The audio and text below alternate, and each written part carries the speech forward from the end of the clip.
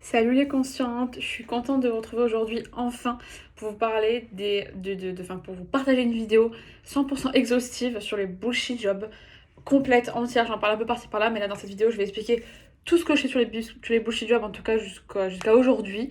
Effectivement ça peut bouger et ça vaut pour le jour où je vous fais la vidéo et si besoin j'en ferai une autre dès que j'ai des nouvelles infos dessus. En tout cas ma définition d'un bullshit job. J'ai pris pas mal de notes, j'ai pas mal préparé cette vidéo pour être sûre qu'elle soit exhaustive et qu'elle comprenne vraiment tout ce que je voulais vous dire et pas que ce qui me vient pendant la vidéo. Donc j'ai pris pas mal de notes, vous allez me voir beaucoup regarder dans mes notes, c'est pour ça. Donc, qu'est-ce qu'un bullshit job? Selon ma définition, je parle beaucoup de bullshit job, base job. Bullshit, ça veut dire quoi? C'est en anglais, job. Est-ce que c'est être caissière? Est-ce que c'est un métier bien fait par la société, mal fait par la société? Caissière, les a priori qu'il y a dedans, j'y reviendrai tout à l'heure. Pour moi, selon ma définition du bullshit base job, un bullshit job, c'est un métier socialement bien vu, mais dans lequel tu ne te sens pas légitime de ne pas être épanoui. Parce que socialement parlant, c'est mal vu de quitter un job bien et de ne pas l'aimer. En fait, c'est ça. C'est un boulot qui est bien. Les gens te disent ah, c'est un super boulot, t'as de la chance, etc. Qui a priori est un bon boulot. Mais toi, tu te sens pas bien. On va voir exactement c'est quoi se sentir pas bien, pareil. Et tu te sens en plus pas légitime de pas aimer ce boulot. Tu t'oses pas dire en fait, j'aime pas. En fait, je me sens pas épanouie. À ne pas confondre. Le bullshit job, on peut croire que l'équivalent en français c'est boulot alimentaire. C'est vrai qu'il y a un livre qui a été fait par David Graeber, je crois que c'est le nom du mec qui s'appelle Bullshit Job. Et selon lui, en gros, la différence avec sa définition et la mienne, c'est que selon lui, un bullshit job c'est un métier qui est par définition bullshit. Il existe dans notre société mal foutue des métiers qui sont bullshit. C'est pas ma définition. Selon moi, en fait, il n'y a pas des métiers qui sont par essence des bullshit jobs. C'est juste que il devient bullshit pour toi parce qu'il n'est pas aligné avec qui tu as tes valeurs, etc., etc. Donc dans ma liste, il n'y a aucune liste de métiers bullshit. Il n'y a pas de liste de métiers bien. Absolument pas. Mais selon lui, oui. Selon lui, il y a des métiers qui devraient être remplacés par des robots et qu'il y a des métiers qui sont là parce que c'est mal foutu le capitalisme, etc. Et l'entreprise fait que bref. Pas pour moi. Donc un bullshit job, encore une fois, un métier bien vu par la société, mais dans lequel tu ne te sens pas épanoui. Et en plus, tu ne te sens pas légitime de dire que tu n'es pas épanoui parce que tout le monde te dit c'est un bon métier, tu dois avoir de la chance.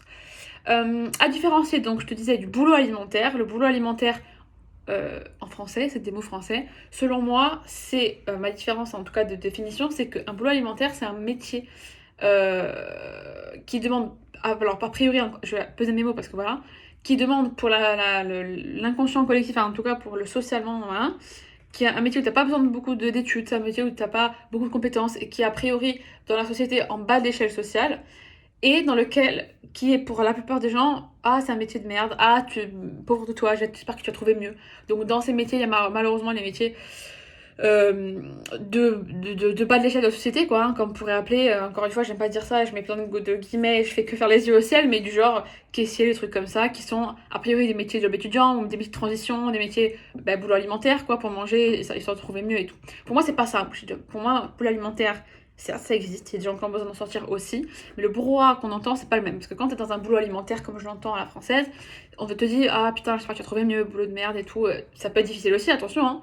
Mais ça, c'est un boulot alimentaire. Moi, aujourd'hui, je vais vous parler des bullshit jobs. Le bullshit job, c'est un métier où tu entends, putain, c'est un bon métier, tu vas avoir de la chance et tout. Mais en fait, toi, tu n'aimes pas, tu t'es pas à l'aise dans ce boulot et tu n'oses pas trop le dire, tu ne te sens pas légitime de le dire. Ensuite, autre chose importante que je vais vous partager. Les bullshit jobs, en fait, pour détecter que tu en as un, tu as des signaux d'alerte qui te font sentir que tu en as un ou pas. Ce qui me fait me dire que j'en ai pas et ce qui me fait me dire que le mois d'avant en avait et que toi, peut-être, tu en as. De un, t'as des émotions désagréables, du genre douter, de la peur, de l'énervement, de trois l'ennui, le vide. Enfin, tes signaux, ton baromètre sont des émotions désagréables qui te disent autour du boulot, putain, et ça va pas, et je m'ennuie, et c'est triste, et j'ai peur. Et dès que t'as beaucoup, et même quelques doutes, et toutes ces émotions désagréables là, autour de ton boulot, la question doit clairement se poser. Ensuite, un truc important aussi, c'est que du coup, tu sais pas quoi faire d'autre, mais en même temps, tu sais que tu as des peurs, mais en même temps, tu oses pas. Après, tu hésites entre plusieurs choses. En fait, ce qui peut se passer, c'est que peux être dans une situation où peut-être que là, avec ce que je te dis et grâce à mon compte Insta, tu te rends compte que tu as un bullshit job.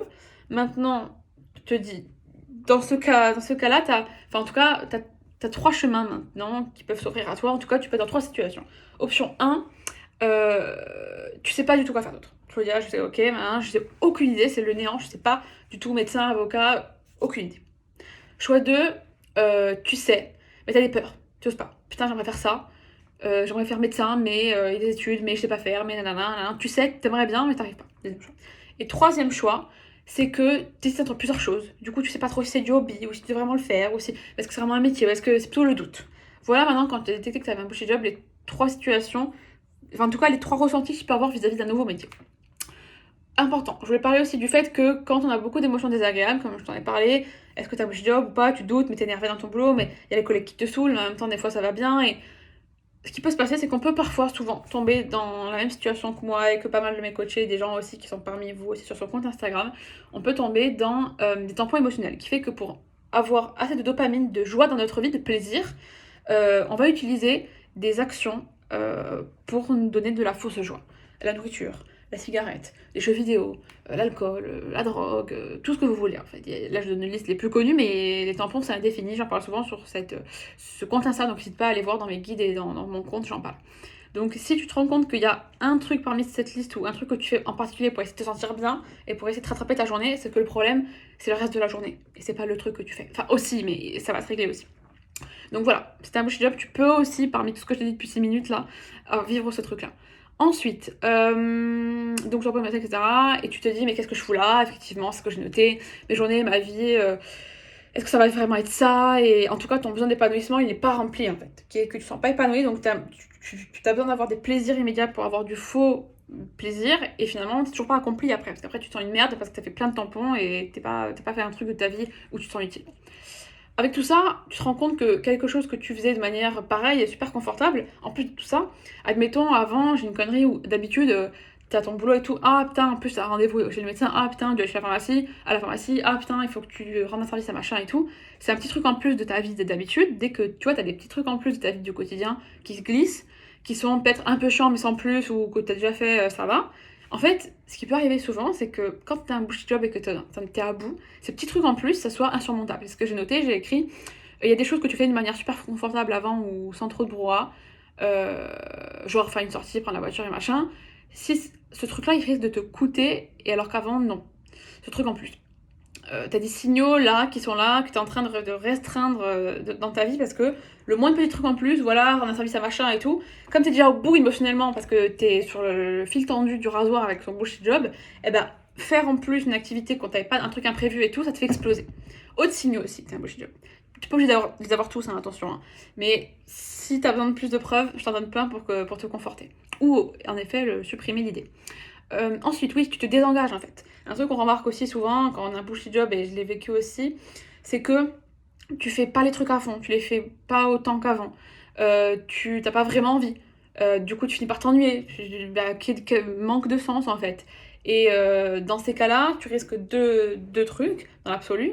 Le bore-out, je pense que vous connaissez tous le burn-out, ça veut dire brûler en anglais, burn. Et bore-out, bore, ça veut dire s'ennuyer, qui est qu'en fait, tu crèves d'ennui, quoi. Qui est que ton truc, ton boulot, il te remplit tellement pas de joie que tu tombes dans un truc où tu t'emmerdes à la mort, tu te désengages, tu fais les trucs, tu les fais, mais genre à l'arrache, ça peut être bien fait, mais genre tu les fais. En fait, quand tu le fais, tu l'as fait, ça peut être juste, le travail qu'on t'a demandé, mais c'est complètement vide en fait, tu vois ce que je veux dire? T'as fait le taf, mais c'est comme si t'avais rien fait, alors qu'en effet, le taf a été fait et bien fait, mais tu te sens comme si c'était nul. Et tu te désengages.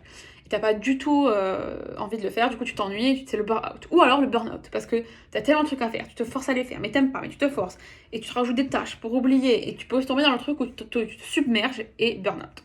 Voilà les risques aussi. Si tout ça, ça te parle, ça peut aller dans le sens où tu as peut-être un bullshit job. Autre point important que je voulais te partager, tu risques aussi d'être devenue bonne à ça. Comme je te disais d'ailleurs, tu fais le tâche, tu le fais bien. Il y a de bonnes chances pour que on te dise souvent, en tout cas, on te dise souvent, ah putain, t'es doué à ça, t'as bien fait le travail. Tu peux avoir l'impression que l'un dans l'autre, ça va. Alors t'es pas la meilleure du tout, j'y reviens tout à l'heure, mais tu peux avoir l'impression que putain, mais si c'est mon boucher de job, j'arriverai à rien faire. Mais en fait, si j'arrive à faire les trucs, je passe les mois, les semaines, les années, et je fais le taf qu'on me demande. Ouais, c'est ça, tu t'es accommodé, ouais. À côté de ça, tu peux, à mon avis, avoir aussi un très gros syndrome de l'imposteur, du genre, je fais le taf qu'on me demande et tout, mais un jour, quelqu'un va détecter que je suis un imposteur, qu'en fait, depuis que je suis embauchée, je fais de l'à peu près et ça marche, mais un jour, on va détecter que je n'ai rien à foutre ici, et que je m'en sors bien, j'ai de la chance à chaque fois, et Voilà, donc c'est vraiment un sentiment ambivalent entre tu sais que le taf tu le fais, mais à la fois on va détecter, un jour quelqu'un va trouver que je suis va réaliser que je suis un imposteur ici à ce poste et que j'ai rien à foutre ici. Le syndrome de l'imposteur, il est pas là parce qu'en effet t'es nul à ce que tu fais, mais il est là parce que l'imposteur c'est pas dans tes actions et ta légitimité à le faire, parce que t'as fait des études pour ça, c'est bon, ton boulot tu sais le faire. Mais c'est parce qu'au fond de toi, il y a ton intuition qui te dit qu'est-ce qu'on fout là? C'est pas notre place en fait, c'est pas parce que t'es pas bonne au boulot, t'es bonne à ce que tu fais, c'est bon. Mais par contre, ton intuition te dit non mais notre vraie vie elle est là-bas. Là c'est pas, on n'est pas censé faire ça au quotidien. On le fait bien parce qu'il faut le faire, mais je me sens imposteur dans ce boulot qui n'est pas le mien et j'ai trop d'aller dans mon boulot qui est juste pour moi.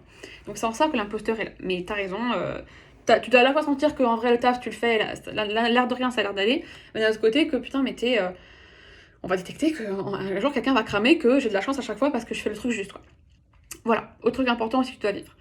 Point suivant, oui, parfois, j'en parlais aussi dans une vidéo il y a pas longtemps, il y a un truc avec les collègues en fait, qui est que soit tes collègues et ou tes patrons ou l'un ou l'autre, c'est compliqué avec tes collègues, tes patrons, t'as du mal et c'est compliqué.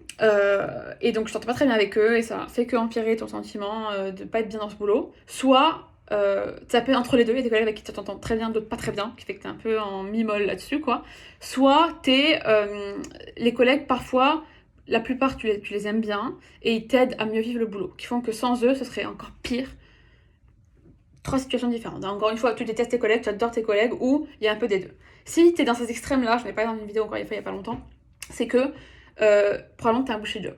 En fait, si le boulot que tu as, il te convient, etc. machin, le fait que tes collègues avec qui ça se passe bien, moins bien, c'est un petit truc en plus, et effectivement, il y a des trucs à changer, mais il n'y a pas tout qui dépend de ça. Si en effet, tu fais que te plaindre de tes collègues tout le temps, ou alors que tu dis, putain, franchement, j'imagine que demain mes collègues sont plus là, je tiens plus, c'est qu'il y a une vraie question à se poser. Et dernière chose que je voulais te partager, oui, c'est que il y a aussi un truc qu'on me dit souvent, mais c'est que Claudia, dans mon bullshit job, c'est pas forcément que l'enfer, et les trucs que j'aime bien.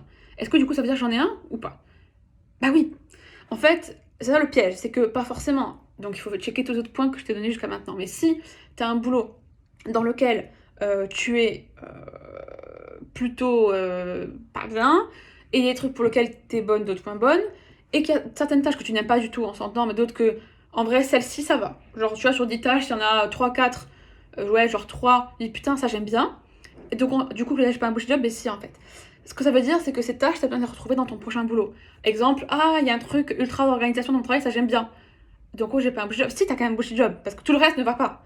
Par contre, c'est ce domaine, enfin, ce truc dans ton travail que tu l'aimes bien, tâche de t'en servir pour trouver un nouveau travail. Ok, il faut qu'il y ait cette partie-là pour que ça me plaise. Et quand tu trouves ton nouveau travail, de le rentrer dans tes tâches, on va dire. Voilà, c'est la partie organisation me plaît. C'est important que j'en ai dans ma vie, dans mon boulot, dans ma vie par ailleurs. Donc même si dans tout ton boulot, il y a des trucs que tu aimes assez bien, ça veut pas dire que t'as pas un job. Ça veut juste dire que, overall, dans la masse, t'aimes pas le boulot. Il y a quand même des trucs, t'es pas non plus maso, hein. Tu fais un boulot que tu hais au maximum. Sinon, ça le risque, hein, quand c'est un boulot que tu hais, tu n'y es juste plus du tout. On sera pas en train d'en parler et le truc, le piège c'est qu'un bullshit job t'es un peu en mode ah les trucs qui me plaisent mais c'est inconfortable mais en même temps j'aime bien mais ça j'aime pas trop et t'arrives pas à en sortir dans ma vidéo quoi. Donc voilà pour ça.